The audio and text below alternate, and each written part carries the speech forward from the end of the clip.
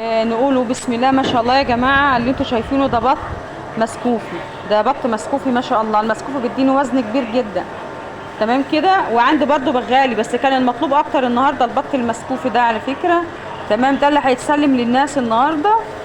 الف هنا لاصحابهم يا رب. ده البط المسكوفي تربيه بيت يا جماعه اهوت، هيوصل لاصحابه النهارده. نقوله الف هنا والف شفا يا رب لاصحابهم. الصورة بتتكلم ما شاء الله ما شاء الله قوة الا بالله.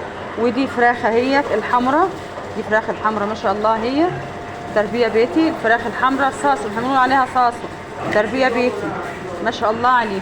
طبعا نعناع وخل وليمون والحاجات اللي انتوا شايفينها دي عليها بتديها ريحة وطعم ما شاء الله. الف هنا لاصحابهم يا رب. النهارده هتتوزع، معلش هنوزعه اخر النهار لان كان في اوردرات بط كتير، واللي احنا قدرنا نعدوه النهارده يا جماعه.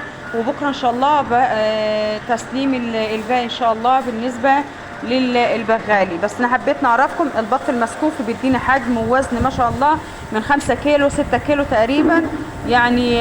ما شاء الله على البط المسكوفي ده. هو طبعا من غير دهنه من غير اي حاجه، جلد بس، جلد بسيط جدا، لحمه احمر زي الفل يعني ما شاء الله عليه. الف هنا لاصحابه يا رب. ونظافه شايفين النظافه بتاعه البط. الف هنا لاصحابه يا رب. الف هنا.